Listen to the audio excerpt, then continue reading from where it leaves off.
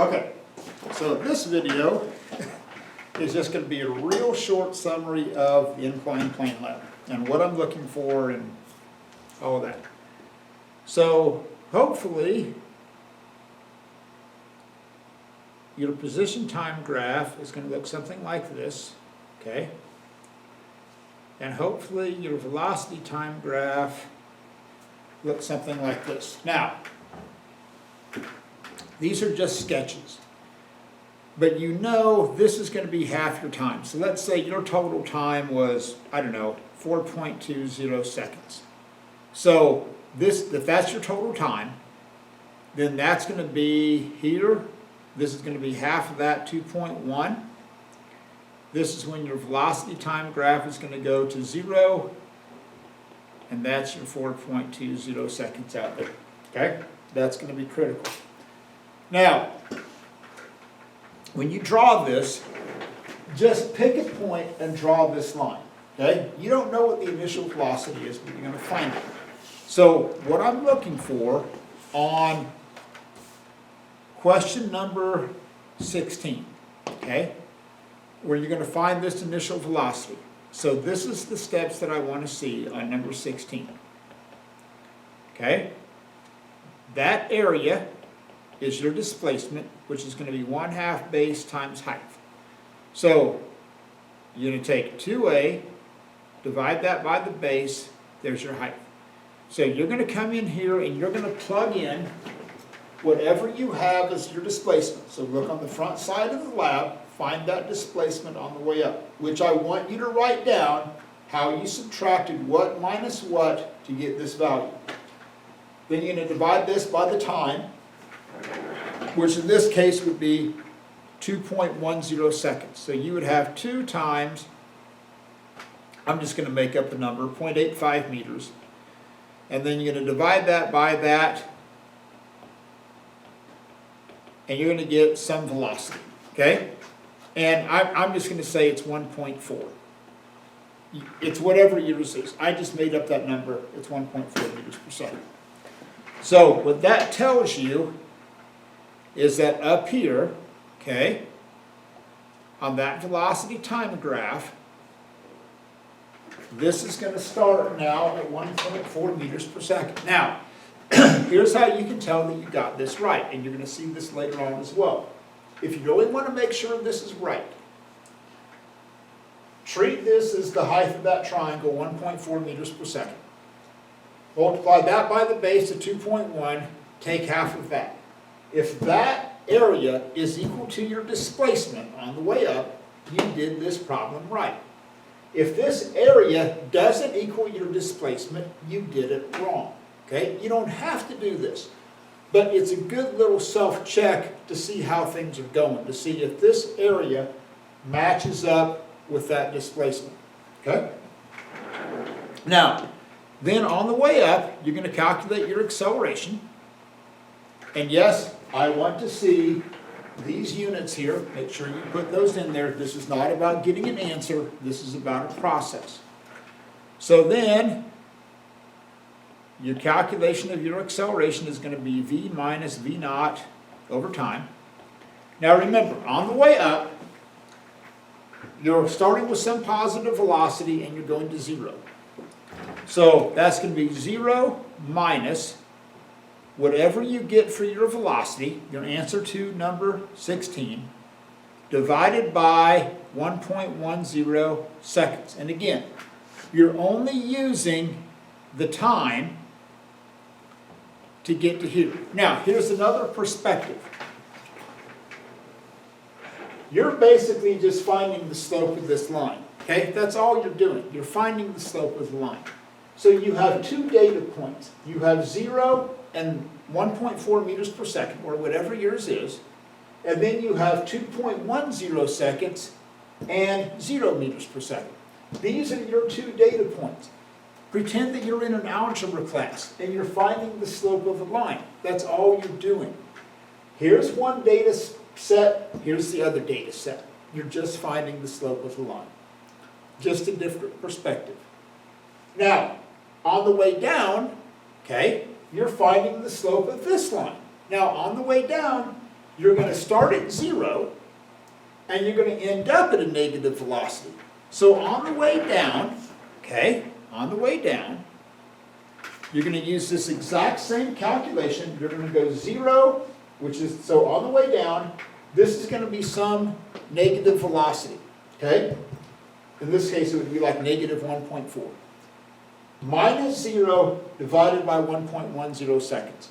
So what you should see, hopefully, is that your two accelerations are the same because you're finding the slope of this line all the way across this point.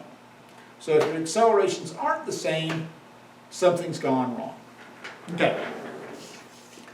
When you get to 21, you have that angle, okay? So your angles have been somewhere around like 3 degrees. So I'm just going to kind of do a sample equation. So I'm going to take, come on, negative 9.8 meters per second squared times the sine of, let's say it was 3.4 degrees. So I'm going to do this right quick so everybody kind of see what you got. So I'm going to take sine of 3.4 times 9.8. Make sure that you're in degree mode. And I got negative 0.58 meters per second squared. Okay, so that's my theoretical acceleration.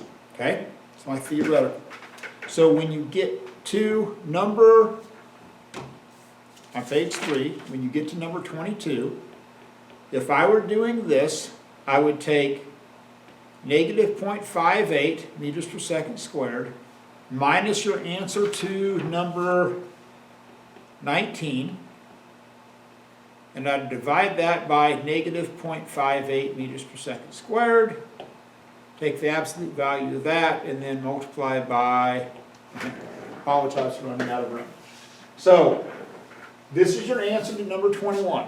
I had negative 0.58, yours might be different if you had a different angle.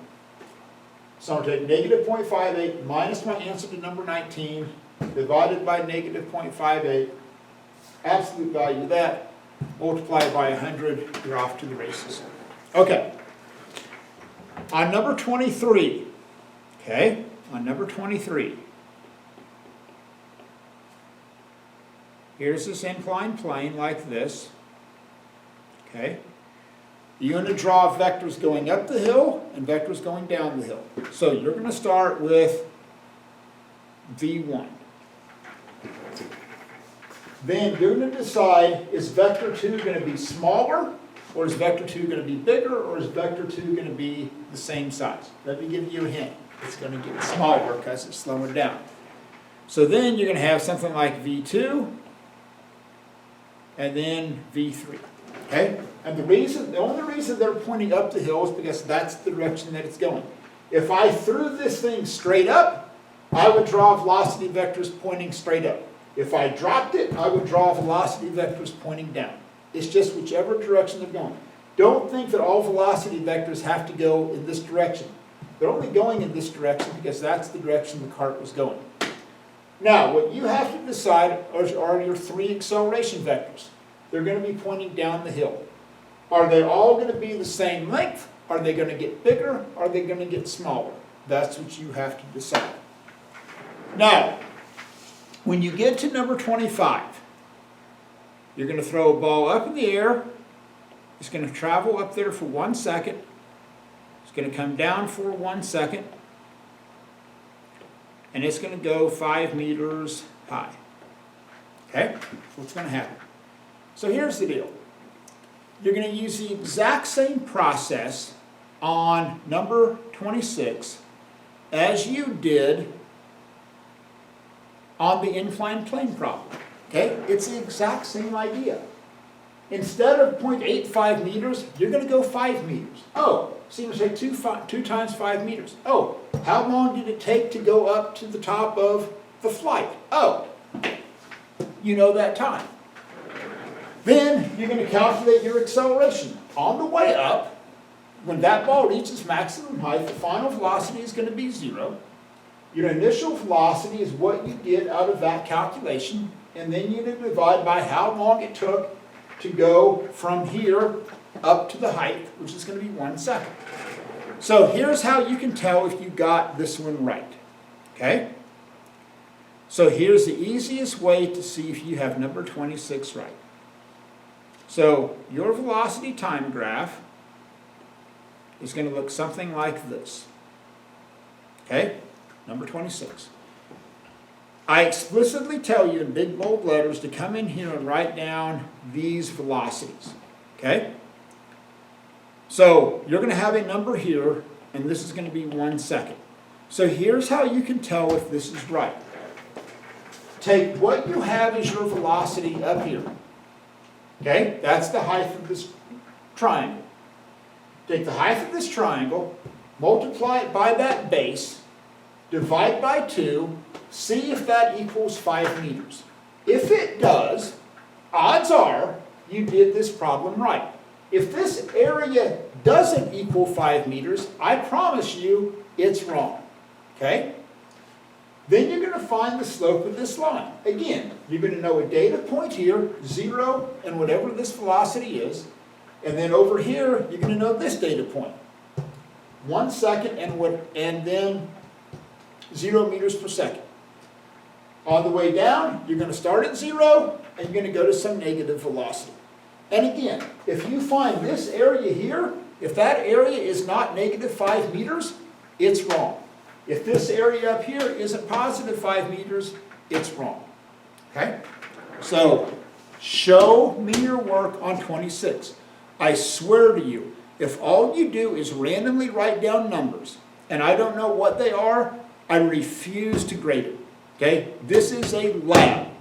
Show me the numbers with the units. Okay? All right. That should help you out on the lab.